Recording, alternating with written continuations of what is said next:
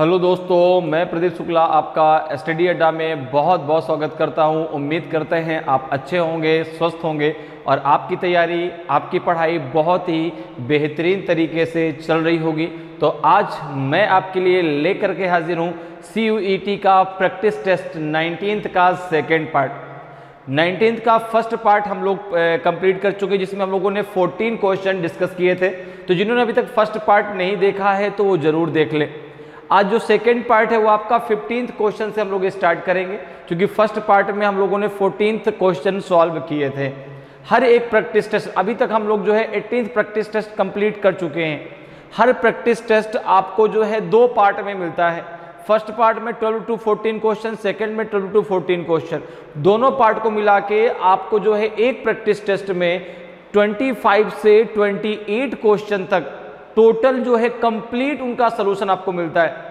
और केवल क्वेश्चन का आंसर नहीं, पूरा बेसिक कॉन्सेप्ट, ठीक है ना। जिस टॉपिक से भी क्वेश्चन पूछा गया उस जो है टॉपिक के हमने बेसिक कॉन्सेप्ट को समझा कि भाई उस टॉपिक के क्वेश्चन को कैसे हम सॉल्व कर सकते हैं, जिससे कुछ भाई अब ये जरूरी थोड़ी जो क्वेश्चन मैं पढ़ाऊँ वही आ जाए, ठीक, दूसरा आ जाएगा, ठीक है ना। तो आप उस टॉपिक के क्वेश्चनों को कर सके, ठीक है ना। उस टॉपिक से कोई भी क्वेश्चन पूछा जाए उसको आप कर सके, ताकि CUET में जो आपका आप अच्छा खासा स्कोर कर पाए। जनरल टेस्ट का जो तीसरा आपका पार्ट आएगा जनरल टेस्ट का, ठीक है ना, उसमें 3 सब्जेक्ट आपके पूछे जाएंगे, आपको पता है, मैथ, रीजनिंग और जनरल नॉलेज। तीनों पार्टों से मिला के 75 क्वेश्चन आएंगे। आपको केवल 60 क्वेश्चन करने हैं, जिसमें से 25 क्वेश्चन तो आपको पूरे के पूरे रीजनिंग के करने हैं। एक भी क्वेश्चन आपको लेफ्ट नहीं करना रीजनिंग का। तो रीजनिंग बहुत आसान है, ठीक है ना, लेकिन हाँ कॉन्सेप्ट क्लियर होना चाहिए। अगर कॉन्सेप्ट नहीं क्लियर है तो क्वेश्चन को करने में हमें प्रॉब्लम आ सकती है। अगर आपका कॉन्सेप्ट क्लियर है ना तो एक भी क्वेश्चन आप रीजनिंग का नहीं छोड़ेंगे, क्योंकि रीजनिंग में केवल लॉजिक और कॉन्सेप्ट क्लियर होना चाहिए। अगर हमारा लॉजिक क्लियर है, भाई अगर कॉन्सेप्ट क्लियर होगा तो हम सही से लॉजिक लगाएंगे, ठीक है ना। हाँ, एक क्वेश्चन को सॉल्व करने के कई लॉजिक हो सकते हैं, ठीक है ना। तो हो सकता है जो लॉजिक आप लगा रहे हैं उससे आंसर नहीं है, भाई आप जो आंसर आएगा वो ऑप्शन में भी तो होना चाहिए। तो ऐसा नहीं कि आपने लॉजिक लगाया आंसर निकाला, सर ये तो ऑप्शन में नहीं है, नहीं दूसरा कोई लॉजिक सोचिए। इसलिए आपने देखा होगा रीजनिंग के क्वेश्चन में कभी क्लेम नहीं होता, क्यों? क्योंकि लॉजिक आपको पकड़ना है। एक क्वेश्चन के कई लॉजिक हो सकते हैं, भाई 2 से 6 लाने के कई लॉजिक हैं, ठीक है ना। 2 में अगर हम 3 का मल्टीप्लाई कर दें तो भी 6 आ जाएगा। 2 में जो है अगर हम 4 ऐड कर दें तो भी 6 आ जाएगा। कई लॉजिक हो सकते हैं 2 से जो है 6 लाने का, ठीक है ना। 2 में हमने 5 ऐड कर दिया, 1 माइनस कर दिया तो भी आपका 6 है। कई लॉजिक हो सकते हैं। तो अब आपको देखना है कि भाई किस लॉजिक के आधार पे आप आंसर जो निकाल रहे हैं, वहां पर जो लॉजिक वही लॉजिक सही माना जाएगा जिसके आधार पे जो आपने आंसर निकाला और ऑप्शन में आपको वो आंसर मिल गया, ठीक है ना। तो चलिए आज क्लास को स्टार्ट करते हैं। ये कुछ लॉजिक है, जो कॉन्सेप्ट है जो हमें क्लियर करने हैं। और फर्स्ट जो इसका फर्स्ट वीडियो, जो फर्स्ट क्लास हुई थी इसकी, ठीक है ना, 19th प्रैक्टिस टेस्ट की जो हमने डिस्कस किया था, उसमें भी हम लोगों ने पूरा एकदम डिटेल डिस्कशन किया है। केवल ऐसा नहीं कि क्वेश्चन का आंसर आपको मिला है, पूरा डिटेल डिस्कशन, मतलब जिस भी टॉपिक से क्वेश्चन पूछा गया उसके बेसिक कॉन्सेप्ट को भी हमने समझा है, ताकि कम समय में आपकी बहुत ही बेहतरीन तैयारी हो सके, हर एक टॉपिक आपके दिमाग में बैठ जाए। इसलिए आपने देखा कि जितने भी प्रैक्टिस टेस्ट हैं हर एक में मैंने पूरा आपको डिटेल सॉल्यूशन दिया है। इसीलिए मैंने 2 पार्टों में उसको डिवाइड कर दिया, नहीं तो एक पार्ट में 25 क्वेश्चन मैं करा देता, कोई दिक्कत नहीं थी। लेकिन उसमें क्या केवल क्वेश्चन का आंसर, ये क्वेश्चन है ये आंसर है, इसलिए मैंने उसको 2 पार्ट में डिवाइड किया कि नहीं आपको डिटेल सॉल्यूशन मिले, ताकि आपका टॉपिक भी कंप्लीट हो और नंबर ऑफ क्वेश्चन का जो कलेक्शन है वो भी अच्छा खासा हो जाए। तो इसलिए जो है अगर यहीं से क्वेश्चन पूछ लिया जाए बहुत अच्छी बात है, नहीं पूछा जाए तो कम से कम आपका टॉपिक तो कंप्लीट हो, आपको कॉन्सेप्ट पता है इस क्वेश्चन को करना कैसे, इस टॉपिक के क्वेश्चनों को हमको कैसे करना है। तो इसलिए जो है अभी तक अगर आपने उन सारे प्रैक्टिस टेस्ट को सॉल्व नहीं किया है तो जरूर कर लीजिए, ताकि आपकी बहुत ही बेस्ट तैयारी हो जाए और आप भी बहुत अच्छा स्कोर कर सके और जो आप कॉलेज चाहते हैं वो कॉलेज आपको मिल सके। क्योंकि कंपटीशन तो बहुत है, ठीक है ना। और कंपटीशन में हम ये कहते हैं नहीं मैं नहीं कर पाऊंगा, ऐसा नहीं है। हमको अपना बेस्ट देना है, हमें अपना 100% देना है और हम अपना 100% देकर रहेंगे। और होगा कैसे नहीं, 100% जब देंगे तो 100% होगा। लेकिन अब अगर हम पढ़े ही ना, हम उसको तैयारी करें ही ना, तो फिर ये तो फिर गलत बात हो जाएगी। इसलिए तैयारी करिए, अपने आप को इस काबिल बनाइए कि आप अपना 100% दीजिए। सारी बात एक तरफ, आप अपना 100% दीजिए, आपको लगे कि हाँ जिस दिन आपका दिल कहे कि नहीं आप अपना 100% दे रहा है, इतना पढ़ रहे हैं, उस दिन आप बिल्कुल सही है। क्योंकि दिल कभी भी आपसे झूठ नहीं बोलता, दिल जो कहेगा वो बिल्कुल 100% सही कहेगा। और दिल से पूछिए जो आप तैयारी कर रहे हैं क्या वो सही है, ठीक है ना, जितना आप पढ़ रहे हैं क्या वो सही है। आपने कहा हाँ बिल्कुल सही है, आपका दिल कह रहा है कि नहीं बिल्कुल सही बात है, जितना आप पढ़ रहे हैं उतना आपके लिए पर्याप्त है, तो फिर ठीक है ना। तो इसलिए जो है अपने दिल से पूछिए उन चीज़ों को और बेस्ट देने की कोशिश करिए। मैं भी वही कर रहा हूँ, मैं भी आपको बेस्ट से बेस्ट चीज़ें प्रोवाइड करने की कोशिश कर रहा हूँ कि भाई आपको जो है यूट्यूब के माध्यम से बहुत बेस्ट चीज़ें मिल सकें। इसलिए हर एक क्वेश्चन चाहे वो 20 बार पूछा जाए, हर प्रैक्टिस टेस्ट में आया तो मैंने सोचा कि पहले प्रैक्टिस टेस्ट मैंने पढ़ा दिया, अब मैं केवल क्वेश्चन का आंसर करा दूँ।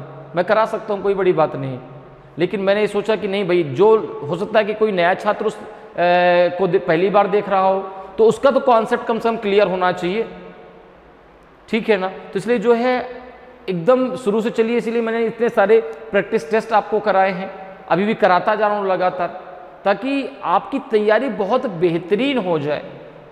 उन जो 15 क्वेश्चन जो लेफ्ट करने हैं ना, वो आपके रीजनिंग के नहीं आपको करने पड़े। और ये मेरा वादा है कि जितना मैंने पढ़ाया, इतना अगर आपने पढ़ लिया तो एक भी क्वेश्चन आपको रीजनिंग का नहीं छोड़ना पड़ेगा। तो चलिए आज क्लास को स्टार्ट करते हैं, और आज की जो क्लास है वो स्टार्ट होगी आपकी 15th नंबर क्वेश्चन से। ओके, तो ये देखो 15th नंबर क्वेश्चन है, ठीक है ना। किस क्वेश्चन से स्टार्ट होगी? 15th नंबर क्वेश्चन से, ठीक है। क्योंकि 14 क्वेश्चन हम लोगों ने जो है फर्स्ट पार्ट में किया था, तो ये क्लास में हम लोग की जो क्लास है वो 15th क्वेश्चन से स्टार्ट होगी। तो देखिए पहला क्वेश्चन है आपका जो है आज क्लास का पहला क्वेश्चन, और वैसे आपका 15th नंबर का क्वेश्चन है कि astronomy is related to star in the same way as agronomy is related to what?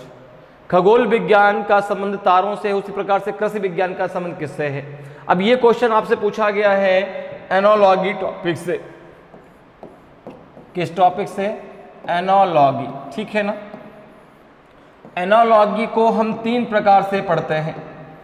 एक आपका होता है वर्ड एनोलॉजी अर्थात शब्द सादृश्यता, दूसरा होता है आपका नंबर एनोलॉजी अर्थात संख्या सादृश्यता, और तीसरा होता है आपका अल्फाबेट एनोलॉजी अर्थात अक्षर सादृश्यता, ठीक है ना। यह क्वेश्चन आपसे पूछा गया है वर्ड एनोलॉजी से, शब्द सादृश्यता से। अब देखो शब्द सादृश्यता में क्या, एनोलॉजी टॉपिक में क्या होता है कि आपको भाई आपके पास एक तराजू है, तराजू में 2 पलड़े हैं, तो दोनों पलड़े बराबर होने चाहिए, दोनों तरफ जो है सेम कॉन्सेप्ट लगाने हैं आपको। जो रिलेशन जिस प्रकार से एग्रोनॉमी रिलेटेड है स्टार से, उसी प्रकार से आपका एस्ट्रोनॉमी रिलेटेड है स्टार से, उसी प्रकार से एग्रोनॉमी किससे रिलेटेड होगी बताइए? माइंड से, क्रॉप से, प्लेनेट से, इमोशन से। खगोल विज्ञान का संबंध तारों से है, तो कृषि विज्ञान का संबंध किससे होगा? आपने कहा फसलों से। जिस प्रकार से एस्ट्रोनॉमी में हम स्टार्स के बारे में डिस्कस करते हैं, उसके बारे में अध्ययन करते हैं, स्टडी करते हैं, उसी प्रकार से आप जो है एग्रोनॉमी में किसके बारे में आप स्टडी करते हैं? तो एग्रोनॉमी में हम स्टडी करते हैं क्रॉप्स के बारे में। किसके बारे में? क्रॉप्स से रिलेटेड चीज़ों के बारे में। तो यहाँ पे आंसर आपका बी जो है बिल्कुल सही आंसर हो जाएगा। जिस प्रकार से जो है खगोल विज्ञान का संबंध तारों से, उस प्रकार से कृषि विज्ञान का संबंध फसलों से है। तो ऑप्शन आपका बी जो है बिल्कुल सही आंसर होगा। क्लियर है? नेक्स्ट क्वेश्चन में आते हैं, क्वेश्चन नंबर 16 पे। ये देखिए क्वेश्चन है आपका, ये क्वेश्चन आपका पूछा गया है किस टॉपिक से? Finding the missing number. इस टॉपिक का नाम है फाइंडिंग द मिसिंग नंबर। कोई बात नहीं, ऊपर क्वेश्चन नहीं लिखा है, कोई दिक्कत नहीं है। क्वेश्चन यहाँ पर ये है कि आपको जो है यहाँ पर क्वेश्चन मार्क की जगह क्या आएगा ये आपको बताना है, ठीक है ना। इस क्वेश्चन मार्क की जगह ये सर्कल दिया गया है, इसके बाहर देखो कुछ नंबर दिए गए हैं, अंदर एक नंबर दिया गया है। अब आपको यहां पर क्या है, सबसे पहली बात आपको ये याद रखना है, इन तीनों में आपका सेम रूल लगेगा। जो रूल फर्स्ट सर्कल में लगेगा वही रूल सेकंड सर्कल में लगेगा और वही आपका थर्ड में आपको लगाना है। तो तीनों में समान रूल लगाने हैं। अब यहां पर बात होती है इसको सर सॉल्व कैसे करेंगे।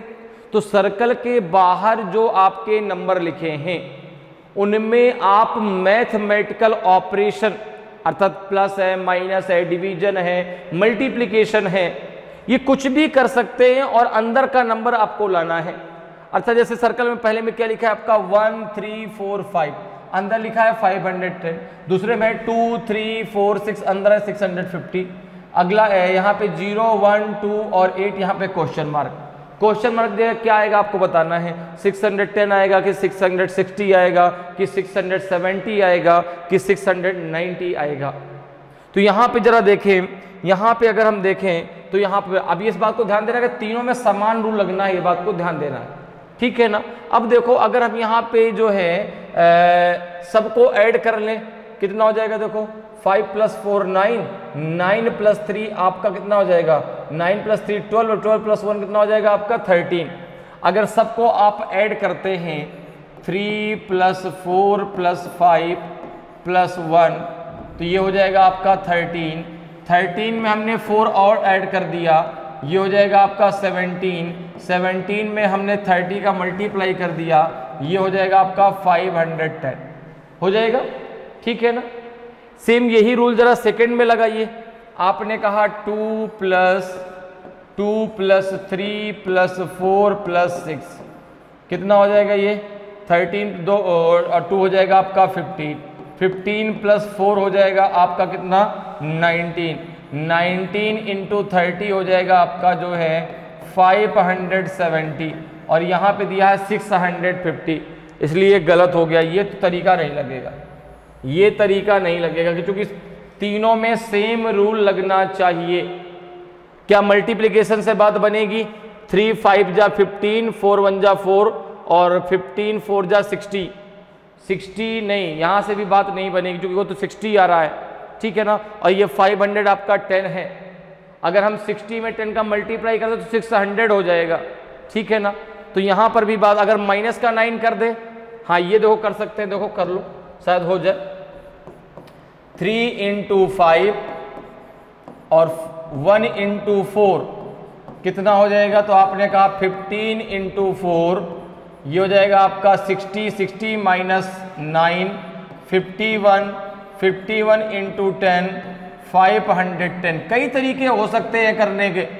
अब देखो सेकंड में जरा लगाओ यही तरीका, तो आपने कहा 4 × 2 हो जाएगा, 3 × 6 हो जाएगा, तो ये हो जाएगा आपका 4 2 जा 8, 13 6 3 6 जा 18, 18 8 जा हो जाएगा आपका 144, 144 - 9 नहीं आ जाएगा, इतना नहीं आएगा, 650 नहीं आएगा, तो ये तो फिर सही नहीं है, कुछ और लगाते हैं। अब चलते हैं स्क्वायर के पास। मल्टीप्लिकेशन से बात तो नहीं बनी, अब स्क्वायर पे आ जाओ, जरा स्क्वायर करो सबका। तो आपने कहा अगर यहाँ पे करें 3 का स्क्वायर प्लस 1 का स्क्वायर प्लस 5 का स्क्वायर प्लस 4 का स्क्वायर, सबका स्क्वायर करके सबको जरा आपस में ऐड करिए, कितना आएगा। आपने कहा ये 9 आ जाएगा, ये 1 आ जाएगा, 5 का स्क्वायर 25 होता है, 4 का स्क्वायर 16 होता है, कितना हो जाएगा ये 16 और 25, 25 और 25 50, 1 51, ये 51 हो जाएगा। 51 में अगर 10 का मल्टीप्लाई कर दें तो ये आपका 510 आ जाएगा, ठीक है ना। 10 का मल्टीप्लाई हमने खुद से कर दिया तो 510 आपका हो गया। अब जरा सेम रूल यही लगाइए सेकंड में। क्या सेकंड में सेम यही रूल लग रहा है क्या। आपने कहा 2 का स्क्वायर प्लस 3 का स्क्वायर प्लस 4 का स्क्वायर प्लस 6 का स्क्वायर, कितना हो जाएगा ये, तो 2 का स्क्वायर 4, 3 का स्क्वायर 9, 4 का स्क्वायर 16 और 6 का स्क्वायर 36, ये कितना हो जाएगा जरा देखो भाई।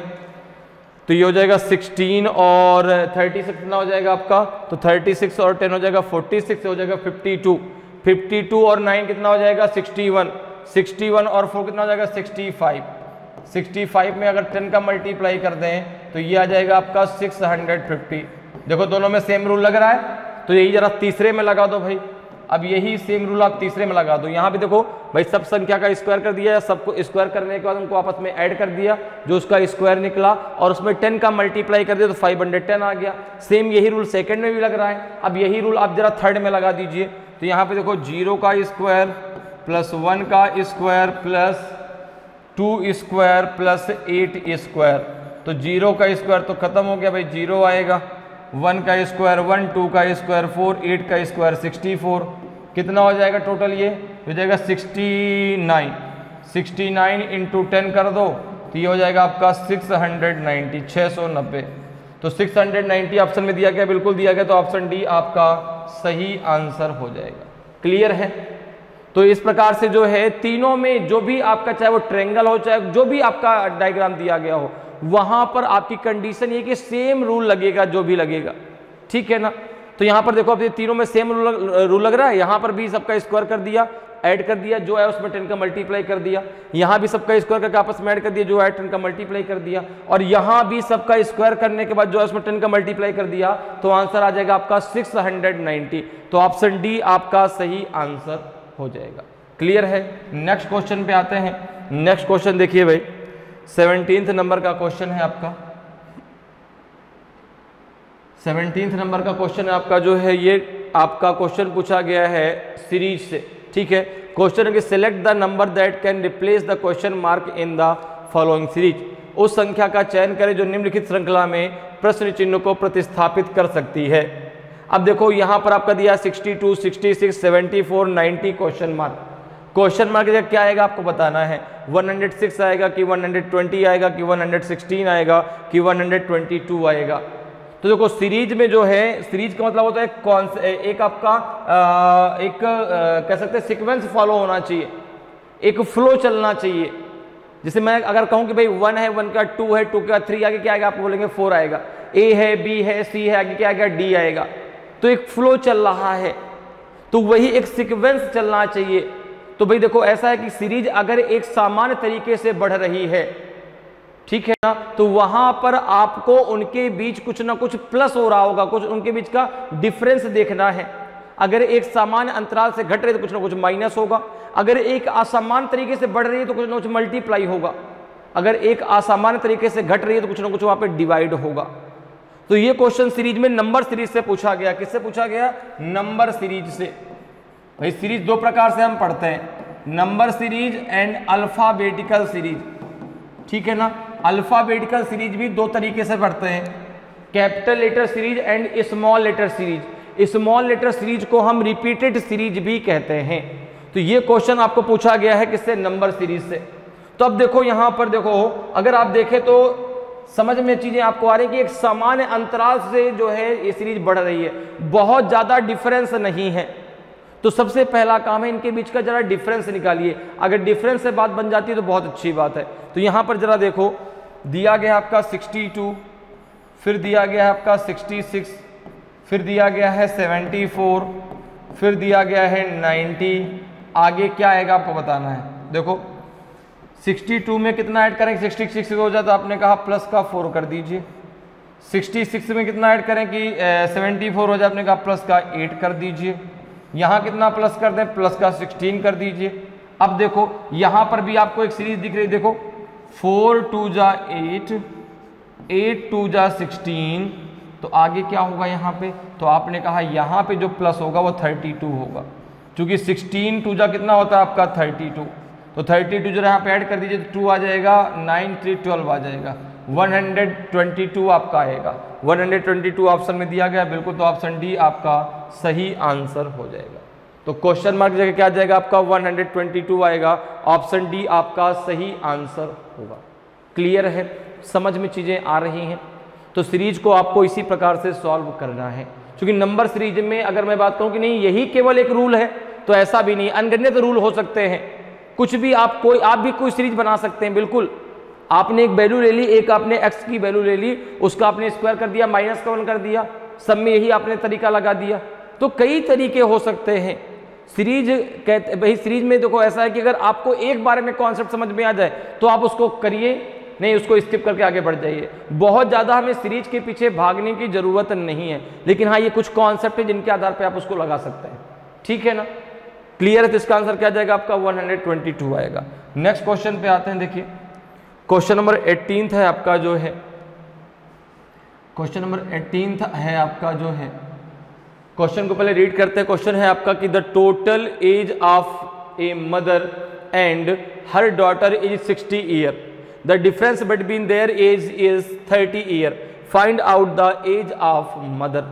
एक माँ और उसकी बेटी की कुल आयु 60 वर्ष है, उनकी आयु के बीच का अंतर 30 वर्ष है, माता की आयु ज्ञात कीजिए। अब देखिए ये जो क्वेश्चन है वो आपको पूछा गया प्रॉब्लम्स ऑन एज, आयु पर आधारित प्रश्न। तो यहां पे आपको एज ऑफ मदर बतानी है, कितनी है, 40 ईयर है, 50 ईयर है, 45 ईयर है कि आपका 55 ईयर है। तो ऐसे क्वेश्चन को डायरेक्ट आप ऑप्शन से भी कर सकते हैं और आप पूरा का पूरा सोल्यूशन भी लगा सकते हैं। सबसे पहले हम पूरा का पूरा सोल्यूशन लगाते हैं, ठीक है ना, कैसे लगाना है जरा उसको समझते हैं। अब देखो कह रहा है कि जो माँ, डॉटर और जो मदर है उनकी टोटल जो आयु है वो है, उन दोनों की टोटल आयु 60 ईयर, दोनों के बीच जो एज का डिफरेंस है वो 30 ईयर का है, ठीक है ना। तो मैंने मान लिया कि let the age of mother, let the age of mother is A, let the age of daughter is b, ठीक है। हमने मान लिया कि माँ की आयु कितनी है ए ईयर और डॉटर की आयु कितनी है बी ईयर, ये ईयर में लिख दो, A year and B year, okay. अब देखो क्या कह रहा है, तो दोनों की टोटल आयु कितनी है 60 ईयर है। तो अगर हम बात करें अब अकॉर्डिंग टू क्वेश्चन, अब हम बात करते हैं अकॉर्डिंग टू क्वेश्चन, हम बात करते हैं अकॉर्डिंग टू क्वेश्चन। तो यहाँ पर देखो दिया गया है आपका, अगर आप अकॉर्डिंग टू क्वेश्चन की बात करें तो यहाँ पे दिया गया दोनों की टोटल आयु, अर्थात यहाँ पे दिया गया है a plus B equals to 60 दिया गया है, और दिया गया दोनों की आयु के बीच का जो डिफरेंस है वो कितना है 30 है, दोनों की आयु का जो योग है वो 60 है, दोनों की टोटल आयु 60 ईयर है और उनके आयु के बीच का जो डिफरेंस है वो आपका 30 ईयर है। तो a plus B equals to 60, a minus B equals to 30।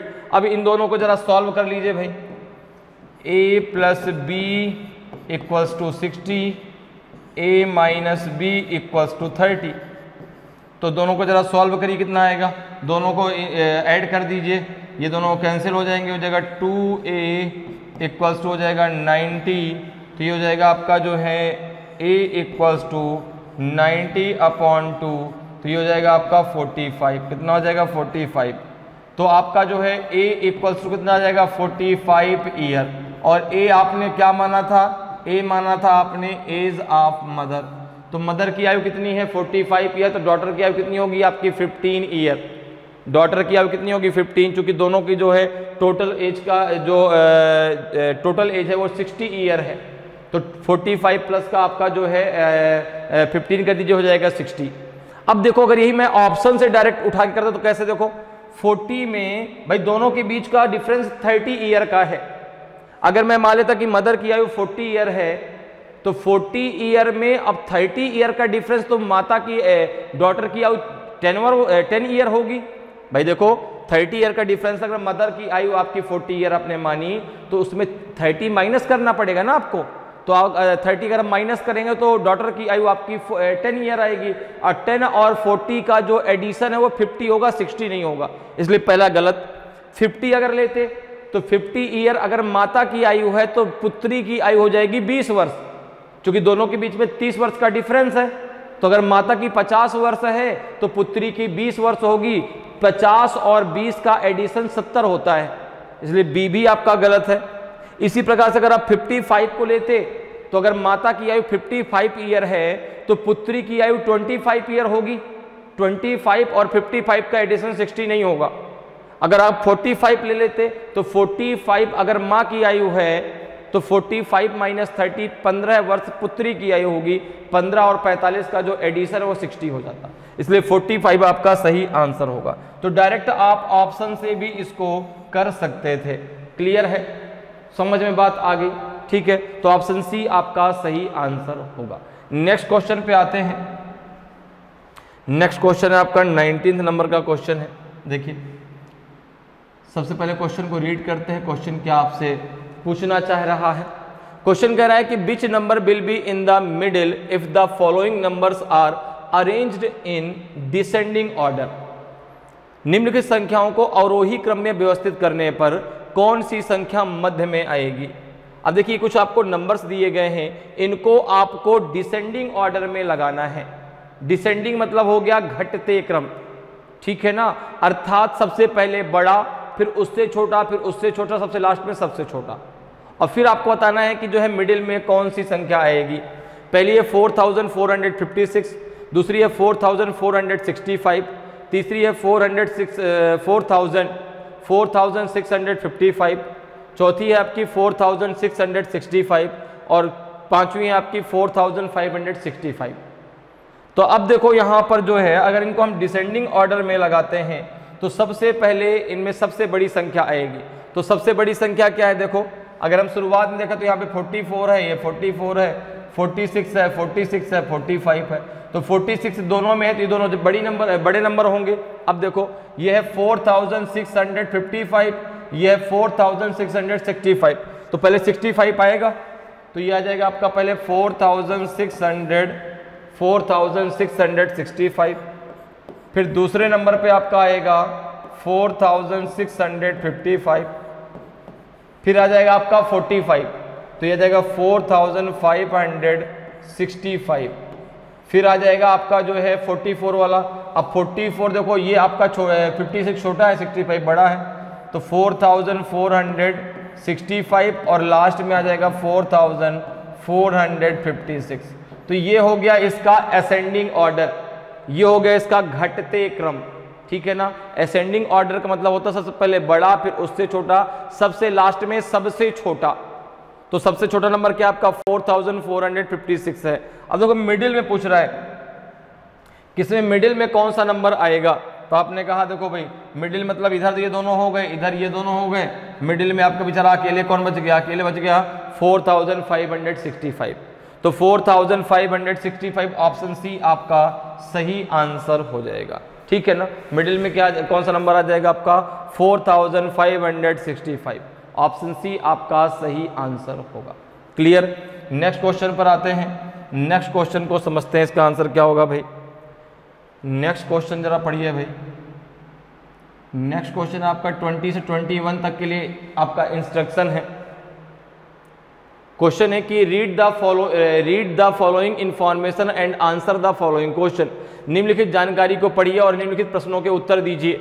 अब ये जानकारी आपको दी गई, पहले जानकारी को पढ़ लीजिए फिर क्वेश्चन पे चलेंगे।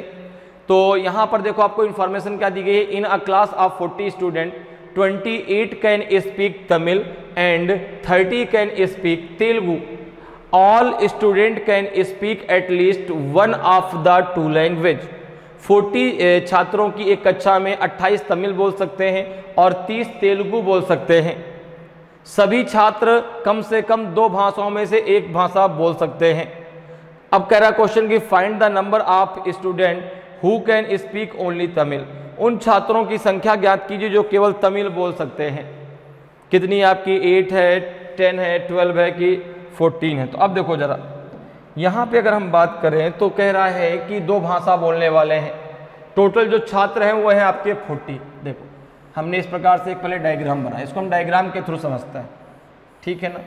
ये डायग्राम, इसमें टोटल छात्र हैं इसमें आपके 40, ठीक है ना।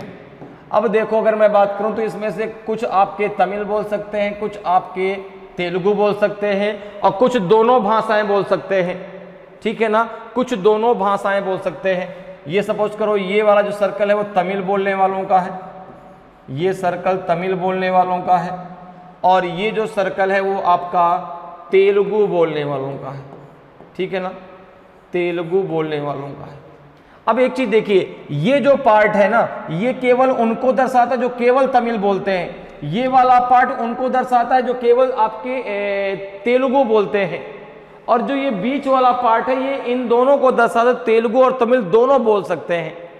तो अगर मैं यहाँ पर कहूँ, अगर मैं इस पार्ट को यहाँ पे डिवाइड कर दूँ कि तेलुगु बोलने वालों के पार्ट को मैंने m से डिवाइड कर दिया, यहाँ पे मैंने n ले लिया, और दोनों बोलने वालों को मैंने o से जो है रिप्रेजेंट कर दिया। ध्यान समझिएगा अभी मेरी बात। n कौन से हैं? n वो हैं जो केवल तमिल बोल सकते हैं, m वो हैं जो केवल तेलुगु बोल सकते हैं, और o वे पर्सन को मैंने इंडिकेट किया, रिप्रेजेंट किया है ओ से, जो आपके दोनों स्पीक कर सकते हैं, दोनों बोल सकते हैं, तमिल भी और तेलुगु भी। अब अगर मैं कहूं कि टोटल नंबर ऑफ पर्संस की अगर मैं बात करूं, अगर मैं यहां से आपसे कहूं कि टोटल नंबर ऑफ पर्सन आप कैसे निकालेंगे? Total number of person equals to हो जाएगा आपका m plus n plus o। हो जाएगा नहीं हो जाएगा? मेरी बात समझ में आ रही है? m किसको रिप्रेजेंट करता है? Who speak only Telugu, who speak only Telugu, जो केवल तेलुगु बोल सकते हैं।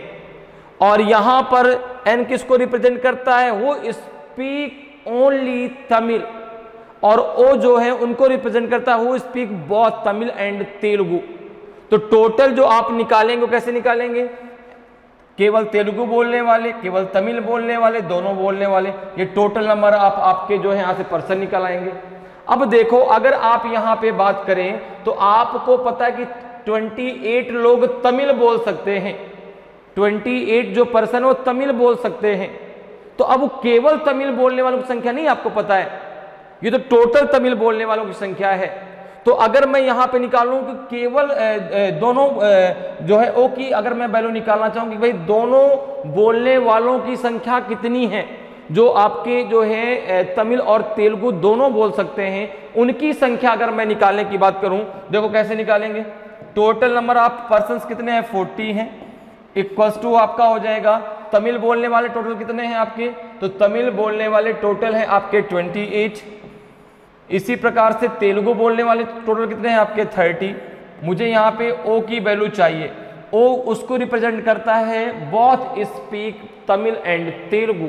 ओके, अब देखो ओ इक्वल्स टू क्या कितना हो जाएगा आपका? ये हो जाएगा जो है आपका 28, और कितना हो जाएगा आपका? ये हो जाएगा 58। 58 माइनस हो जाएगा 40, तो ये आ जाएगा आपका 18। कितना आ जाएगा आपका? 18। तो O की वैल्यू कितनी आ गई आपकी? 18।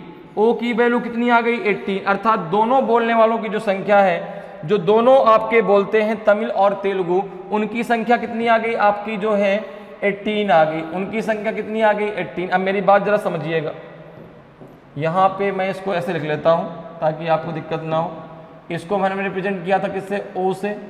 इस पार्ट को हमने रिप्रेजेंट किया था n से, और इस पार्ट को हमने रिप्रेजेंट किया था किससे? m से। ओके, अब देखो दोनों बोलने वालों की जो संख्या कितनी है? 18 है।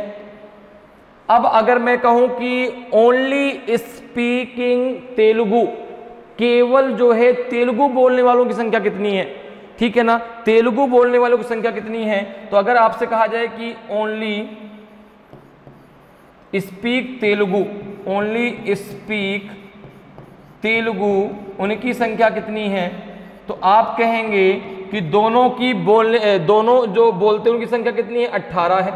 उनकी संख्या कितनी है? 18 है। और तेलुगु बोलने वालों की संख्या कितनी है? 30 है।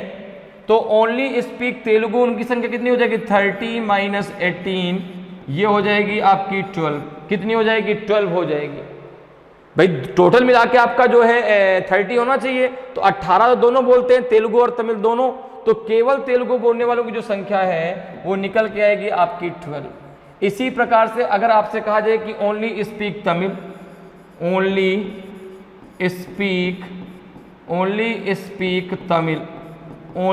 स्पीक तमिल, तो ये आपने कहा कि तमिल बोलने वाले टोटल कितने लोग हैं? 28 लोग हैं, उसमें से 18 दोनों लैंग्वेज स्पीक करते हैं। तो 10 ऐसे हैं जो केवल और केवल तमिल बोलते हैं, 10% ऐसे हैं जो केवल और केवल तमिल बोलते हैं। क्लियर है? समझ में मेरी बात आ गई? अब क्वेश्चन आपसे क्या कह रहा है? Find the number of student who can speak only Tamil, who can speak only Tamil, तो आपने कहा इसका आंसर आपका 10 आएगा, इसका आंसर आपका 10 आएगा। देखो आपने निकाल लिया, यहां से भी देख लीजिए, ये पर्सन, ये जो पार्ट है केवल तमिल बोलने वाला दर्शाता है, only speak Telugu, both speak Tamil and Telugu. Okay, तो यहाँ पे n की जो वैल्यू पूछी जा रही है वो आपकी 10 आ जाएगी, तो ऑप्शन बी आपका सही आंसर हो जाएगा।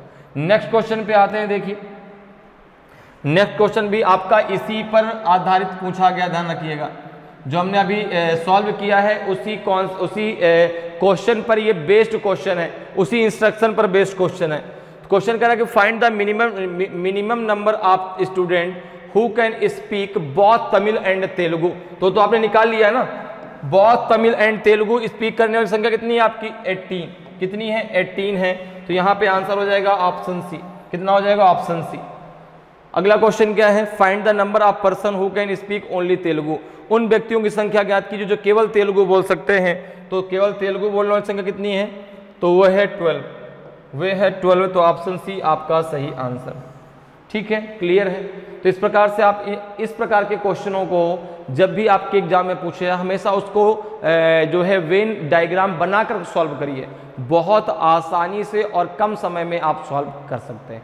क्लियर है। नेक्स्ट क्वेश्चन पे आते हैं। नेक्स्ट क्वेश्चन आपका 22nd क्वेश्चन है। क्वेश्चन को पहले रीड करते हैं। देखिए क्वेश्चन है आपका जो है, स्टेटमेंट है कि ऑल पेन्स आर रोड्स, सभी पेन सड़कें हैं। दूसरा है ऑल रोड्स आर हाउसेस, सभी सड़कें घर हैं। कंक्लूजन है पहला आपका ऑल हाउसेस आर पेन्स, सभी घर पेन हैं। दूसरा है सम हाउसेस आर पेन्स, कुछ घर पेन हैं। तीसरा है आपका ऑल पेन्स आर हाउसेस, सभी पेन घर हैं। अब आपको जो आंसर देना है वो ए, बी, सी और डी के अकॉर्डिंग देना है। ए कब देना है? Only conclusion first and second follows, तो ए दीजिए। Only conclusion second and third follows, तो आंसर बी दीजिए। Both conclusion first and third follow, तो आंसर सी दीजिए। और नो कंक्लूजन फॉलो, तो आंसर डी दीजिए। अब देखिए ये क्वेश्चन आपसे पूछा गया है स्टेटमेंट एंड कंक्लूजन से, कथन एवं निष्कर्ष टॉपिक से। तो यहां पर क्या आपका जो स्टेटमेंट कहेगा उसको आपको 100% सही मान करके चलना है, अर्थात स्टेटमेंट के साथ कोई आर्गुमेंट नहीं। वो जैसा कहेगा, वो जैसा जितनी इंफॉर्मेशन आपको देगा, जैसा कहेगा वैसा आपको मानना है, और जितनी इंफॉर्मेशन देगा उसी के अकॉर्डिंग आपको वहां पर निष्कर्ष निकालना है। आपको वहां पर अपने से कुछ भी नहीं मानना। जो स्टेटमेंट, जितनी जानकारी स्टेटमेंट दे रहा है, जिसके रिलेशन के बारे में बता रहा है, जो आपको पता है उतना ही आपको मानना है। बाकी हो सकता है, वो सब पॉसिबिलिटी है, लेकिन 100% वही है जो आपके स्टेटमेंट ने आपको बताया है। ठीक है ना। तो स्टेटमेंट यहां पर राजा है, उसके साथ कोई भी आर्गुमेंट नहीं। अगर उसने कहा कि सम कैट आर हॉर्स, तो आपको माना कि सम कैट आर हॉर्स, कुछ बिल्लियां घोड़े हैं। तो उसने अगर कहा कि कुछ बिल्लियां घोड़े हैं, तो आपको मानना पड़ेगा कि सम कैट आर हॉर्स। ठीक है ना। तो जो कहेगा उसको हम 100% सही मानकर चलते हैं, उसके साथ कोई भी हमें आर्गुमेंट नहीं करना कि ऐसा नहीं हो सकता, ऐसा कहां से हो गया, रियल में तो ऐसा कहीं नहीं है। तो यही तो रीजनिंग है। केवल कॉन्सेप्ट, मैंने शुरुआत में कहा केवल कॉन्सेप्ट क्लियर होना चाहिए कि हमें करना कैसे है। आप हर एक टॉपिक के क्वेश्चनों को बहुत आसानी से कर पाएंगे। अब देखो स्टेटमेंट एंड कंक्लूजन क्वेश्चन को हम करेंगे जो है डायग्राम के थ्रू। अब डायग्राम अगर बात करें तो 3 वर्ड आपके मेन हैं जिसके द्वारा हम डायग्राम बनाते हैं। यहां पे एक आपका सम, एक आपका ऑल और एक आपका नो। अब जरा देखो इनके लिए डायग्राम कैसे बनता है। जैसे स्टेटमेंट के थ्रू हम समझते हैं इसको। जैसे स्टेटमेंट दे दिया जाए कि सम कैट और हॉर्स, सम कैट और हॉर्सेस, सम कैट और हॉर्स। अब देखो यहां पे क्या लगा? सम। तो इसका डायग्राम किस प्रकार से बनेगा? इस प्रकार से। ये हो गया कैट का सर्कल, ये हो गया हॉर्स का सर्कल। सम कैट और हॉर्स, कुछ बिल्लियां घोड़े हैं। ठीक है ना, इस प्रकार से बन गया। अब यहां पर देखो अगर स्टेटमेंट इसी प्रकार से स्टेटमेंट कहा जाता कि ऑल कैट और हॉर्स, ऑल कैट और हॉर्स, ऑल कैट और हॉर्स, तो यहां पे किस प्रकार से डायग्राम बनता, ये होता कैट का सर्कल और ये होता आपका हॉर्स का सर्कल, ठीक है ना, ठीक है, क्लियर है। दूसरी बात, जितनी जानकारी आपको स्टेटमेंट में दी गई है वो आपके लिए 100% है, जो जानकारी आपको नहीं दी गई उसके बारे में आपको नहीं पता। तो जो आप कंक्लूजन निकालेंगे, जो जानकारी आपको 100% है, क्योंकि कंक्लूजन जो आप निकालेंगे वो भी 100% सही होना चाहिए, यहां 50% के कोई चांसेस नहीं है, इस बात को बहुत अच्छे से ध्यान रखिएगा।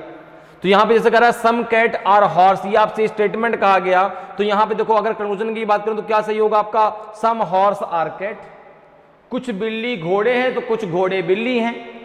इसी प्रकार से देखो ऑल कैट आर हॉर्स, सभी बिल्ली घोड़े हैं। तो भाई देखो यहां पे इसको ऐसे समझो, जो छोटा सर्कल होता है बड़े सर्कल में सम और ऑल दोनों पार्ट आता है, तो ये आपका जो है सम कैट और हॉर्स ये भी सही है, ऑल कैट और हॉर्स ये तो सही है ही। लेकिन जो बड़ा सर्कल होता है ना, छोटे सर्कल में आपका सम पार्ट आता है।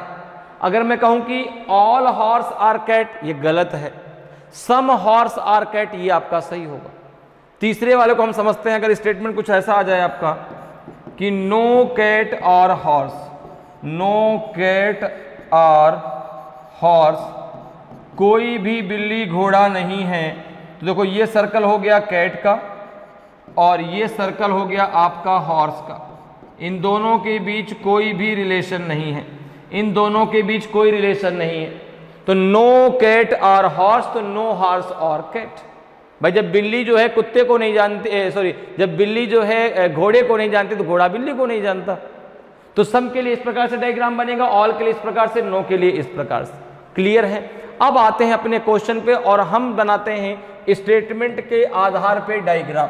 देखो कैसा डायग्राम बनेगा भाई। स्टेटमेंट आपका जो है, पहला स्टेटमेंट दे रहा है ऑल पेन्स आर रोड्स, देखो ऑल पेन्स आर रोड, ये हो गया आपका पेन और ये हो गया आपका रोड, ठीक है ना। फिर देखो दूसरा क्या कह रहा है, ऑल रोड आर हाउसेस, ये हो गया आपका हाउसेस, ये हो गया आपका हाउसेस, ठीक है ना। डायग्राम बन गया, all pens are road, all road are houses. अब एक चीज जरा समझिए, इसमें सबसे बड़ा सर्कल कौन सा है, हाउसेस का, सबसे छोटा सर्कल किसका है, पेन्स का। मैंने आपको शुरुआत में बताया है कि जो छोटा सर्कल है वह बड़े सर्कल में सम और ऑल दोनों पार्ट आता है, लेकिन जो बड़ा सर्कल है छोटे सर्कल में केवल सम पार्ट आएगा, ऑल नहीं आएगा। क्लियर है। फिर उसको आप ऐसे भी समझ सकते हैं कि जब आप अंदर से बाहर की तरफ जाते हैं तो आपका सम भी सही होता है और आपका ऑल भी सही होता है, लेकिन जब आप बाहर से अंदर की तरफ जाते हैं तो सम तो आपका सही होता है लेकिन ऑल आपका सही नहीं होता। जैसे अगर मैं कहूं कि all pens are roads, all pens are houses, बिल्कुल सही होगा। सम पेन्स आर हाउसेस, ये भी सही है। Some all road are houses, ये भी सही है। सम रोड आर हाउसेस, ये भी सही है। लेकिन अगर कहा जाए कि ऑल हाउसेस आर पेन्स, ये गलत है। ऑल हाउसेस आर रोड, ये गलत है। लेकिन सम हाउसेस आर पेन, बिल्कुल सही है। सम हाउसेस आर रोड, ये बिल्कुल सही है। तो जो बड़ा सर्कल है, छोटे सर्कल में सम पार्ट आता है, ऑल नहीं आता, ठीक है ना। लेकिन जो छोटा सर्कल है वो बड़े सर्कल में ऑल और सम दोनों आता है। क्लियर। अब देखो आप जाओ अपने कंक्लूजन पे। पहला कंक्लूजन क्या कह रहा है कि all houses are pen, all houses are pen, ये गलत है। मैंने आपको अभी भी बताया है कि बड़ा सर्कल छोटे सर्कल में सम आता है, सम पार्ट आता है, लेकिन ऑल नहीं आता। देखो सम सही, ऑल गलत, ठीक है। दूसरा क्या है, सम हाउसेस आर पेन्स, ये सही है, ये बिल्कुल सही है। तीसरा है ऑल पेन्स आर हाउसेस, ये भी सही है, ये भी सही है। ऑल पेन्स आर हाउसेस, ये भी सही है। सभी पेन जो हैं घर हैं, ये भी आपका सही है। तो दूसरा और तीसरा अनुसरण करता है, तो ऑप्शन बी आपका सही आंसर हो जाएगा। Only conclusion second and third follow, केवल निष्कर्ष दूसरा और तीसरा अनुसरण करता है। तो ऑप्शन जो है आपका बी जो है बिल्कुल सही आंसर हो जाएगा। क्लियर है। नेक्स्ट क्वेश्चन पर आते हैं। नेक्स्ट क्वेश्चन जरा देखिए भाई, 23 नंबर का क्वेश्चन है आपका। 23 नंबर का क्वेश्चन है आपका, ये जो है स्टेटमेंट एंड एजम्पशन, ठीक है ना, अर्थात कथन एवं मान्यताएं। अब देखो, अगर हम बात करें एजम्पशंस की, या कह सकते हैं मान्यता कह सकते हैं, या कह सकते हैं पूर्व धारणा, ठीक है ना, अर्थात पहले से बनाई गई एक धारणा, पहले से मानी हुई कोई चीज कि हाँ ऐसा होता है, ठीक है ना। जैसे मान लो कि किसी हीरो की कोई मूवी आ रही है, अब आप कहते हैं नहीं ये इस हीरो की ये मूवी हिट हो जाएगी, अब किस आधार पे उसका बैकग्राउंड आपको पता है कि यार पहले भी इसने मूवी दी जो हिट गई है, तो उस आधार पे ये कहते हैं कि हाँ आएगी तो हिट हो जाएगी। अब बाद में वो हिट हुई कि नहीं वो बात अलग है, क्या हुआ क्या नहीं वो बात अलग है, लेकिन पहले तो आप ये मान्यता मान के बैठे हैं, ठीक है ना। जैसे कि भाई कोई भी चीज है, जैसे आप एग्जाम देते हैं तो मैं बहुत अच्छे नंबरों से पास हो जाऊंगा, ये आपकी मान्यता है, पूर्व धारणा है, अर्थात एजम्पशन है। पास हो गए वो आपका कंक्लूजन है, ठीक है ना। बहुत अच्छे नंबर से पास हो गए, जो आपकी मान्यता थी वो कंक्लूजन बदल गई। तो मान्यता वो चीज जो 100% तो नहीं है, लेकिन आप उसको 100% मानकर चल रहे हैं, ठीक है ना। तो एजम्पशन और कंक्लूजन में डिफरेंस है, ध्यान रखिएगा। कंक्लूजन वो है जो 100% सत्य है। मैंने कहा ना कि पास हो गए, भाई आपने सोचा था कि मैं बहुत अच्छे नंबर से पास हो जाऊंगा, मेरे 90% आएंगे, ये तो आपका क्या है, एजम्पशन है, आपकी पूर्व धारणा है। 90% आ गए, ये कंक्लूजन है आपका। क्लियर है, दोनों में डिफरेंस आपको समझ में आ गया।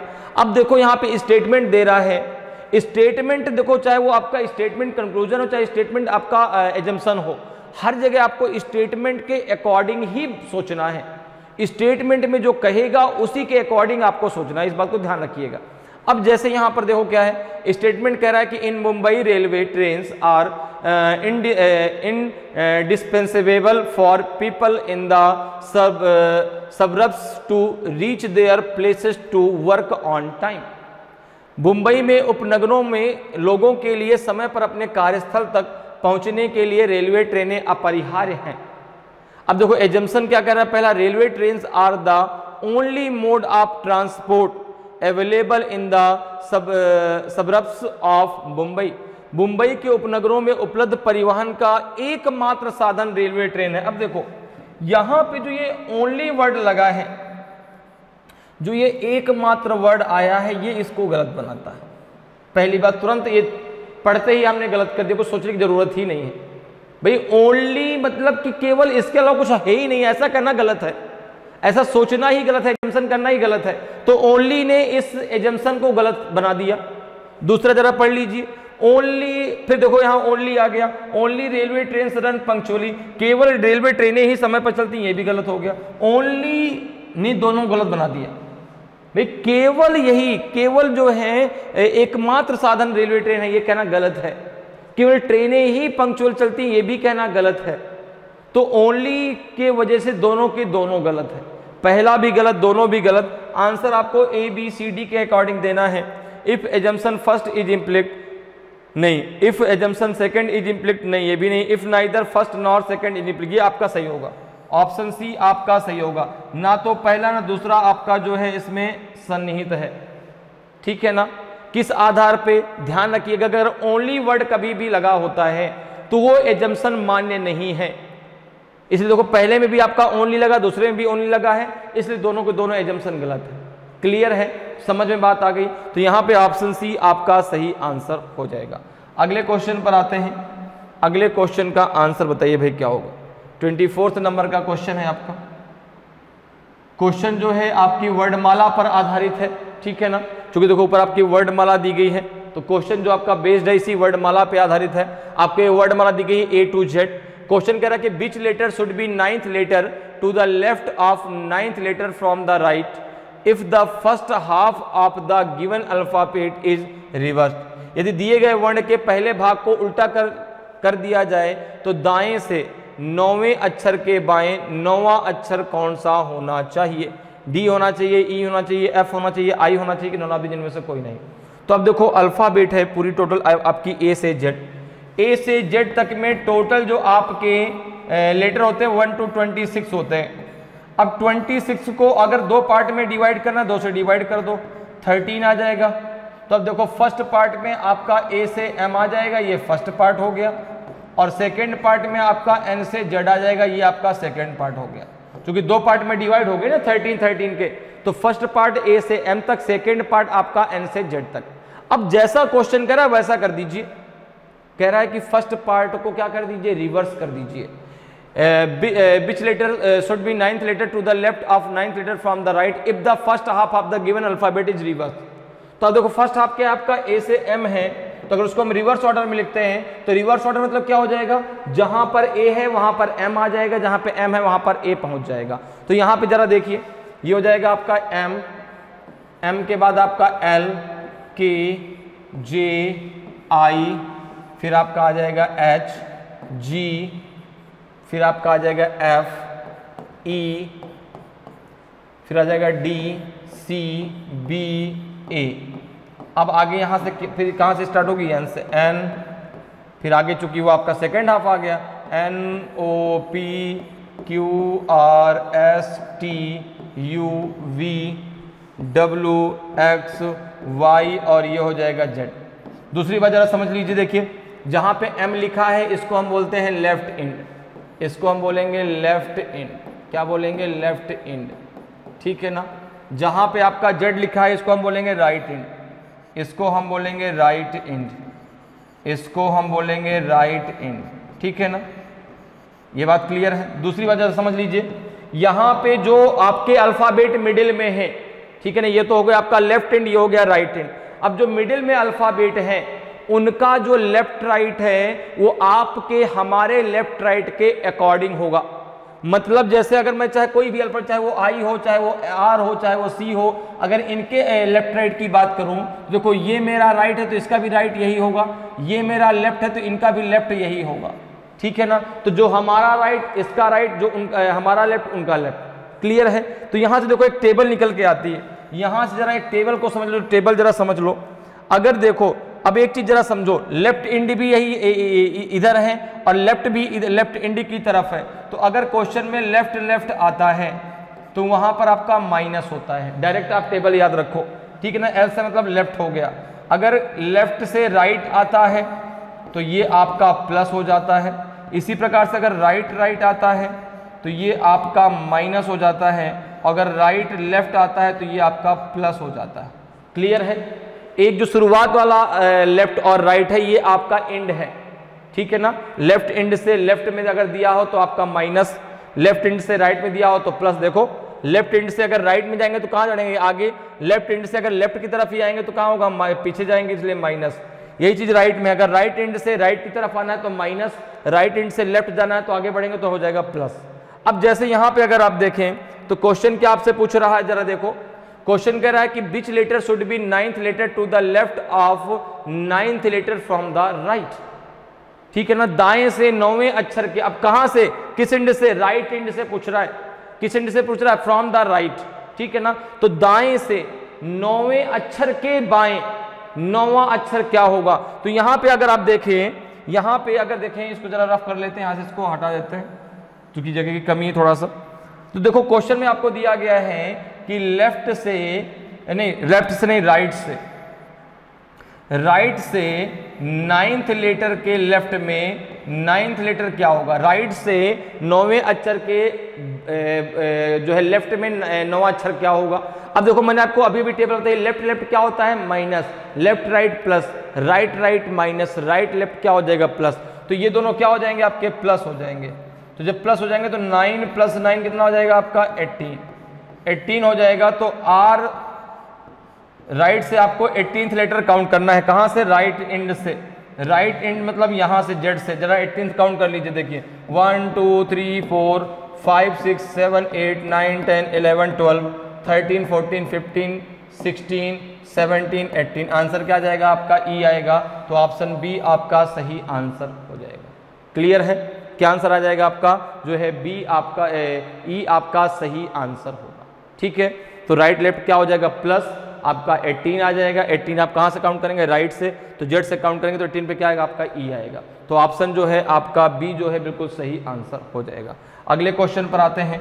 अगला क्वेश्चन देखिए आपका है, अगला क्वेश्चन है आपका जो है 25 नंबर का क्वेश्चन है। और ये क्वेश्चन आपका जो है, पहले क्वेश्चन को रीड कर लेते हैं। देखिए भारी भरकम क्वेश्चन दिख रहा है। इंग्लिश से हिंदी दोनों में, इसलिए आपको भारी भरकम दिख रहा है छोटा सा क्वेश्चन। क्वेश्चन को पहले रीड करिए। क्वेश्चन क्या कह रहा है कि a villager went to meet his uncle in another village situated 5 kilometre away in the north east direction of his own village. From there he came to meet his father in law living in a village situated 4 kilometer in the south of his uncle's village. How far away and in which direction is he now? एक ग्रामीण अपने गांव के उत्तर पूर्व में स्थित, उत्तर पूर्व दिशा में 5 किलोमीटर दूर स्थित दूसरे गांव में अपने चाचा से मिलने गया। वहां से वह अपने चाचा के गांव से 4 किलोमीटर दक्षिण में स्थित गांव में रहने वाले अपने सरसों से मिलने आया। वह अब कितनी दूर और किस दिशा में है? देखिए, अब ये क्वेश्चन जो पूछा गया वो आपको डायरेक्शन टेस्ट से पूछा गया है। डायरेक्शन टेस्ट की अगर हम बात करें तो टोटल आपके जो है भाई 4 आपके मेन डायरेक्शन होते हैं, लेकिन हम टोटल 8 डायरेक्शनों के बारे में डिस्कस करते हैं। ये 8 डायरेक्शन की अगर हम बात करें तो कुछ इस प्रकार से आप बनाते हैं। देखो, 4 आपके मेन डायरेक्शन ये हो गए, ये सेंटर पॉइंट के द्वारा आपस में कनेक्टेड रहते हैं। ये आपका ईस्ट है, ये है आपका ईस्ट डायरेक्शन, ये है आपका इसका जस्ट अपोजिट वेस्ट आ जाएगा, ऊपर की तरफ नॉर्थ और नीचे की तरफ आपका साउथ होगा। और ये आपके ये 4 आपके मिडिल डायरेक्शन है, ये 4 आपके जो है इसके मिडिल डायरेक्शन है, ठीक है ना। ये 4 आपके मिडिल डायरेक्शन है। ये देखो, ये आपका हो जाएगा साउथ ईस्ट, ये डायरेक्शन हो जाएगा आपका जो है साउथ वेस्ट, ये हो जाएगा आपका नॉर्थ ईस्ट, और ये डायरेक्शन हो जाएगा आपका नॉर्थ वेस्ट, ये डायरेक्शन हो जाएगा आपका नॉर्थ वेस्ट। क्लियर है? अब देखो, इस सेंटर पॉइंट से आपस में कनेक्टेड रहते हैं। अगर किसी एक डायरेक्शन को आपने जो है लेफ्ट राइट किधर भी आपने मूव करा दिया तो बाकी अपने आप मूव हो जाते हैं, ठीक है ना, क्योंकि सभी आपस में कनेक्टेड है। अब देखो यहाँ पे अगर हम लेफ्ट राइट की बात करें तो जब आप क्लॉकवाइज मूव करते हैं, जब आप क्लॉकवाइज मूव करते हैं तो आप जो है राइट टर्न लेते हैं। जब आप क्लॉकवाइज मूव करेंगे तो राइट टर्न लेंगे, और जब आप एंटी क्लॉकवाइज मूव करेंगे, जब आप एंटी क्लॉकवाइज मूव करेंगे तो आप लेफ्ट टर्न लेंगे। जब आप एंटी क्लॉकवाइज मूव करेंगे तो आप लेफ्ट टर्न लेंगे। क्लियर है? क्लॉकवाइज मूवमेंट में आप राइट टर्न लेंगे, एंटी क्लॉकवाइज मूवमेंट में आप लेफ्ट टर्न लेंगे, ठीक है ना। इतनी बात क्लियर है। इसको हम ऐसे भी ध्यान रख सकते हैं कि अगर आपका चेहरा ईस्ट में है, अगर आप एंटी क्लॉकवाइज चलते हैं तो आप कहाँ पहुंचेंगे? लेफ्ट टर्न में नॉर्थ में, राइट टर्न में आप साउथ में, साउथ में है राइट टर्न में वेस्ट, लेफ्ट टर्न में आप ईस्ट में, आप वेस्ट में हैं राइट टर्न में आप नॉर्थ में, लेफ्ट टर्न में आप साउथ में, आप नॉर्थ में हैं राइट टर्न में ईस्ट, लेफ्ट टर्न में वेस्ट। और सेम इसी प्रकार से लेफ्ट राइट आपको मिडिल डायरेक्शन में भी लेना है, क्लॉकवाइज में राइट टर्न, एंटी क्लॉकवाइज में लेफ्ट टर्न। क्लियर है? चलिए अब हम बनाते हैं इसका डायग्राम। अब हम बना लेते हैं डायग्राम, ठीक है ना। देखो जरा क्वेश्चन के आधार पे, तो यहाँ पे क्वेश्चन कह रहा है कि a villager went to meet his uncle in another village situated 5 kilometre away in the north east direction. अब जो आप डायग्राम बनाना स्टार्ट करेंगे वो सेंटर पॉइंट से करेंगे। कहाँ से करेंगे? सेंटर पॉइंट से। ये सेंटर पॉइंट है जहाँ पे चारों डायरेक्शन मिलती हैं। अब आपको नहीं क्लियर कि नॉर्थ ईस्ट किस डायरेक्शन में आएगा, तो आपने कहा कि मैंने इसमें चारों डायरेक्शन ऐसे बना दिए। देखो ये देखो, यहाँ पे चारों डायरेक्शन, यहाँ पे ये सेंटर पॉइंट है, ये ईस्ट है, ये आपका वेस्ट है, ऊपर की तरफ नॉर्थ, और ये आपका साउथ है। तो देखो नॉर्थ ईस्ट इस डायरेक्शन में होगा, और ये जो दूरी है, ये जो दूरी है वो है 5 किलोमीटर की। ये दूरी जो है वो 5 किलोमीटर की है। यहाँ से वो गया नॉर्थ ईस्ट में और अपने चाचा से मिलने गया, अपने चाचा से यहाँ मिल लिया।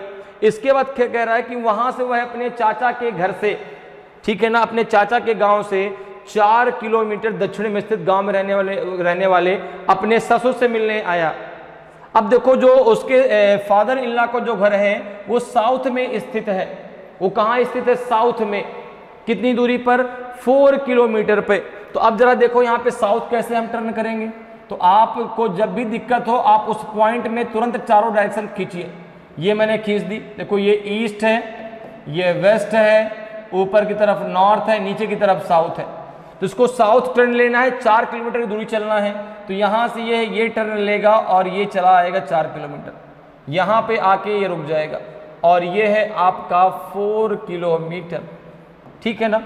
और यहाँ पे उसका, यहाँ इस गांव में उसके फादर इन लॉ रहते हैं, यहाँ पे उसके अंकल रहते हैं, ठीक है ना, और यहाँ पे उसके फादर इन लॉ रहते हैं, ठीक है ना, फादर इन लॉ।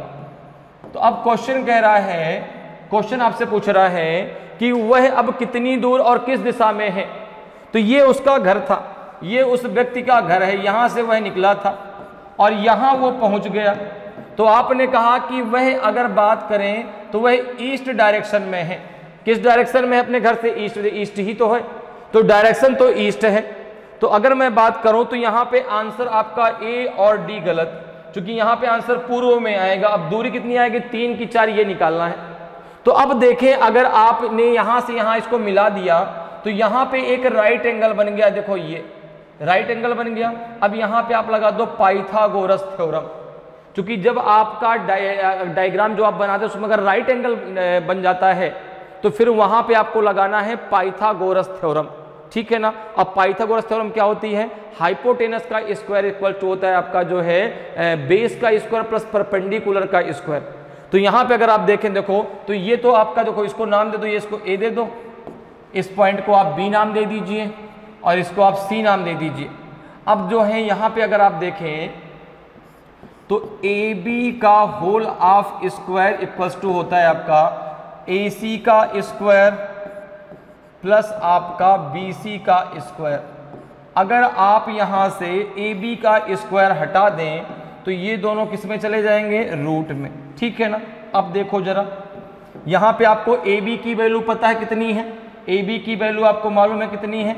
तो आपने कहा ए बी की वैल्यू है जो कितनी आपकी 5 किलोमीटर, ठीक है ना। कितनी है? 5 किलोमीटर। एक मिनट जरा रुक जाओ, इसको ऐसे कर लेते हैं, इसको आप स्क्वायर यहीं पे रहने दो, ठीक है ना, इसका आप स्क्वायर यहीं पे रहने दो। ए बी का square equals to A C का स्क्वायर प्लस बी सी का स्क्वायर। हमें यहाँ पे फाइंड क्या करना है? ए सी, ठीक है ना। फाइंड क्या करना है? ए सी करना है, ठीक है ना। तो ए बी की वैल्यू पता कितनी है आपकी? 5, तो यहाँ रख दो 5 का स्क्वायर। ए सी आपको निकालना है, ए सी आपको निकालना है, बी सी कितना है? 4 किलोमीटर, 4 का स्क्वायर कर दो तो ये हो जाएगा ए सी इक्वल्स टू रूट के अंदर हो जाएगा 5 का स्क्वायर 25, 4 का स्क्वायर 16, कितना आ जाएगा आपका? ये रूट के अंदर आ जाएगा 9, तो ये आ जाएगा आपका 3 किलोमीटर, क्योंकि 9 किसका रूट होता है, किसका स्क्वायर होता है? 3 का, ठीक है ना। तो यहाँ पे AC की वैल्यू कितनी आ जाएगी?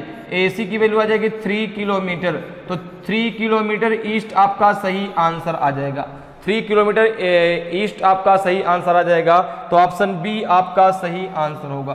पूर्व में 3 किलोमीटर, तो ऑप्शन बी आपका सही आंसर हो जाएगा। क्लियर है? नेक्स्ट क्वेश्चन पे आते हैं। नेक्स्ट क्वेश्चन जरा देखिए भाई, अगला क्वेश्चन है आपका जो है 26 नंबर का क्वेश्चन है। ये क्वेश्चन आपका पूछा गया काउंटिंग ऑफ फिगर्स से। किससे पूछा गया? काउंटिंग ऑफ फिगर्स से। क्वेश्चन कह रहा है कि how many triangles are there in the given figure. दी गई आकृति में कितने त्रिभुज हैं? 32 है, 30 है, 33 है कि 44 है। अब देखो आपको यहाँ पे ट्रायंगल काउंट करने हैं, कितने ट्रायंगल हैं। तो यहाँ पर देखो आपको क्या करना है, इस डायग्राम को आपको छोटे छोटे डायग्राम्स में डिवाइड कर लेना है, ठीक है ना। कैसे, जरा उसको समझो। देखो 2 कॉन्सेप्ट यहाँ पे आपको लगा देने हैं। एक कॉन्सेप्ट तो आपको ये लगेगा कि जब भी किसी भी ट्रायंगल में हम कोई भी हॉरिजॉन्टल लाइन, एक वर्टिकल लाइन खींचते हैं, ठीक है ना। जब भी जो है हम किसी भी ट्रायंगल में एक वर्टिकल लाइन खींच दें, जितने उसके पार्ट हो जाए उस पार्ट का जो नंबरिंग कर देते हैं आप, उनको आपस में ऐड कर दीजिए, उतने ही ट्रायंगल उसमें बनेंगे। जैसे 2 पार्ट है तो कि हमने 1 2 नंबरिंग कर दी, दोनों को ऐड कर दो, कितने ट्रायंगल हो जाएंगे इसमें? 3, ठीक है ना। इसी प्रकार से एक कॉन्सेप्ट और समझिए, अगर कोई आपका स्क्वायर है और इस प्रकार से उसमें डायगोनल आपके खींचे जाते हैं और वहां पे आपको ट्रायंगल काउंट करना है, तो यहां पर क्या करना है, जो पार्ट है इसकी नंबरिंग कर लीजिए 1 2 3 4। जो सबसे लास्ट में नंबर आएगा उसमें 2 का मल्टीप्लाई कर दीजिए। सबसे लास्ट में 4 आया ना, तो 4 2 कितना हो जाएगा आपका 8। इसमें आपके 8 ट्रायंगल हैं। अब जरा देखिए, इसमें कुछ आकृतियां आपको ऐसी दिखाई पड़ रही हैं, बिल्कुल जैसे कि अगर आप यहाँ पर देखें, तो कौन कौन सी आकृति आपको ऐसी दिखाई पड़ेगी जहां पर ये कॉन्सेप्ट आप लगा सकते हैं।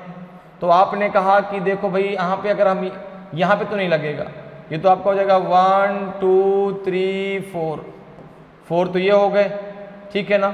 हाँ इसमें लग जाएगा, देखो 1 4 और 2 3 को मिलके आपका बन जाएगा, तो 4 2 6 तो यहाँ से बन जाएंगे, ठीक है ना। अब देखो जरा यहाँ पे ध्यान समझिएगा, अगर मैं 1 2 3 4 को ले लूँ तो यहाँ से मेरे 6 ट्रेंगल बन के आएंगे। कितने ट्रेंगल निकलेंगे? 6 ट्रेंगल। कौन कौन से? 4 तो ये हो गए। अब अगर ये लाइन सीधी जाती ना तो यहाँ पे टोटल 8 ट्रेंगल हो जाते, लेकिन अब ये 1 और 2 4 को मिला के बनेगा, 2 और 3 को मिला के बनेगा। 4 3 को मिला के नहीं बन सकता, 1 2 को मिला के नहीं बन सकता, 1 4 को मिलके भी ट्रेंगल बन चुका, 2 3 को मिला के बन चुका। तो टोटल आपके 6 ट्रेंगल यहाँ से मिलके बनेंगे आपके। देखो 2 ट्रेंगल आपको यहाँ मिल जाएंगे, 1 और 2, ठीक है ना। इसको जरा अलग से नंबरिंग दे देते ताकि कोई कंफ्यूजन न रहे। इसको हम ले लेते हैं 5 और 6। अगर आप 5 और 6 को ले लेते हैं, अगर आप 5 और 6 को ले लेते हैं तो यहाँ से आपके 2 ट्रेंगल मिलेंगे, यहाँ से आपके 2 ट्रेंगल मिलेंगे। अब इसी प्रकार से देखो ये 7 और 8 जहाँ पर मैंने लिखा, अगर 7 और 8 को आप ले लें, अगर 7 और 8 को आप ले लें, 7 और 8 को आप ले लें तो यहाँ से 3 ट्रेंगल बनेंगे। कितने ट्रेंगल बनेंगे? 3। मैंने अभी अभी आपको बताया है, देखो 1 और 2, तो अगर यहाँ पे देखो तो 1 और 2, ठीक है ना। तो 2 और 1 कितना हो जाएगा? 3, तो 3 ट्रेंगल यहाँ से हो जाएंगे। इसी प्रकार से अगर आप देखें तो यहाँ पे आपको जहाँ पे 9 और 10 मैं लिख रहा हूँ, जहाँ पे 9 और 10 मैंने लिखा, यहाँ से भी आपको 3 ट्रेंगल मिलेंगे। जहाँ पे आप मैंने 9 और 10 लिखा, यहाँ पर भी आपको 3 ट्रेंगल मिलेंगे, ठीक है ना। इसी प्रकार से अगर आप देखें तो यहाँ पे जरा देखो, जहाँ पे मैंने लिखा जो है 11 12 13 एंड 14, यहाँ से जरा देखिए, यहाँ से आपको 4 2 8 ट्रेंगल मिलेंगे। आप अगर देखें तो 11 12 13 14, ये तो मैं आपको समझाने के लिए आपको जो है नंबरिंग करता जा रहा हूँ अलग अलग, ठीक है ना। ये देखो 1 2 3 4, 4 पार्ट आएंगे। सबसे बड़ा नंबर क्या आएगा? 4। तो 4 से जब 2 को मल्टीप्लाई करोगे तो 4 2 8, 8 ट्रेंगल ये हो जाएंगे, ठीक है ना। अब देखो आगे जरा चेक कर लो। अब देखो अगर आप देखें तो यहाँ पे देखो एक ट्रेंगल आपको ये दिख रहा है, यहाँ पे जहाँ पे देखो मैंने 15 और 16 लिखा, 15 16 से 3 ट्रेंगल मिलेंगे और 17 और 18 से भी आपके 3 ट्रेंगल मिलेंगे। देखो यहाँ से अगर आप देखें तो 15 और 16 से 3 ट्रेंगल मिलेंगे और आपका 17 और 18 से भी आपको 3 ट्रेंगल मिल जाएंगे। कितने ट्रेंगल मिल जाएंगे? 3 ट्रेंगल मिल जाएंगे। एक तो आपका जो है ये 19, जहाँ पे मैं 19 लिख रहा हूँ यहाँ पर ये सिंगल ट्रेंगल है। जो आपका 20 लिख दिया ये सिंगल ट्रेंगल है, ठीक है ना। यहाँ से एक एक मिलेंगे। तो अब जरा देखो टोटल ट्रेंगल जरा हम काउंट कर लेते हैं कितने अभी तक हुए। टोटल ट्रेंगल जरा देख लो भाई, टोटल ट्रेंगल कितने हो गए आपके? तो आपने कहा कितना हो जाएगा आपका? 6 2 8 8 16, तो यही हो गए, ठीक है ना। और 1 2 3 4, तो 4 3 12, ठीक है ना। कितना हो जाएगा? 8 8 16, 16 और 12 कितना हो जाएगा? 28, 28 ही तो हुआ, ठीक है ना। कितना हो गया? 28, चूंकि भाई 8 8 16, 16 3 19, 3 22, 22 3 25, 3 28। और जरा देखो और कौन कौन से ट्रेंगल हैं जो भाई अब उनको देखना है, जो छुपे रिस्तम ट्रेंगल हैं। अब देखो अगर आप देखें तो एक 9 और 10 को मिला के बनेगा, एक 9 और 10 को मिला करके बनेगा, ठीक है ना। किसको मिला के बनेगा? 9 और 10 को मिला करके भी एक ट्रेंगल बनेगा। अगर आप ध्यान दें तो एक ट्रेंगल आपका 9 और 10 को मिला के बनेगा, एक ट्रेंगल आपको यहाँ से मिलेगा, ठीक है ना। एक ट्रेंगल आपको यहाँ से मिल गया। इसके अलावा अगर हम बात करें यहाँ पर देखो तो एक ट्रेंगल आपका यहाँ से 11 15 16 और 12 ये पूरा मिलकर के बनेगा, ठीक है ना। 11 15 16 12 ये पूरा मिलकर बनेगा। इसी प्रकार से 13 14 17 18 ये मिला के बनेगा। तो देखो आपका जो है एक ट्रेंगल वहां से हो गया, 2 ट्रेंगल यहाँ से हो गए, ये हो जाएंगे आपके कितने ट्रेंगल? ये हो जाएंगे 31 ट्रेंगल, 31 ट्रेंगल ये हो गए, ठीक है ना। और जरा देखो और कौन सा ट्रेंगल है जो भाई अभी आपका जो है छुपा हुआ है, जो आप अभी तक ढूंढ नहीं पाए हैं। तो यहाँ पे अगर हम देखें भाई तो ये ट्रेंगल हो गया पूरा, ये भी हो गया। अगर ये 19 की बात है तो सिंगल आएगा, ये सिंगल आएगा, ठीक है ना। अब यहाँ पे अगर देखो तो इधर से मिलके आपका बनेगा कितना, 31 हो गया भाई। तो यहाँ पर जरा देखें और कौन सा ट्रायंगल आपसे छूट रहा है अभी, जो आप जो है अभी तक आपने इसको भाई काउंट नहीं किया यहाँ पर। तो कितने हो गए, 31। और देखो कोई ट्रायंगल छूट तो नहीं रहा भाई, कितने हो गए, 31 हो गए, ठीक है ना। अब भाई यहाँ पे अगर देखें तो कितना हो गया, 6 2 8 8 16, 16 12 कितना हो जाएगा, 28, 28 और एक यहाँ बना था आपका 9 और 10 को मिला के, तो 28 से 29, एक ये हो गया आपका जो इन सबको मिला के बनेगा 15 16 11 12, ये हो जाएगा आपका एक, ये हो जाएगा 13 14 17 18, दो ट्रायंगल ये हो गए। दो ट्रायंगल और तो हैं आपके 9 और 10 जो अलग अलग ट्रायंगल, उसको हमने काउंट कहाँ किया, देखो 9 और 10 को मिला के एक ट्रायंगल बनेगा। 9 और 10 ये भी तो दो अलग अलग ट्रायंगल हैं, यहाँ से भी तो दो ट्रायंगल हमको मिलेंगे। तो अगर हम कहें तो यहाँ से हमको टोटल 3 ट्रायंगल मिलेंगे, क्योंकि भाई दो ये अलग अलग ट्रायंगल हो गए, एक आपका खुद से मिलाकर 3 ट्रायंगल ये हो गए।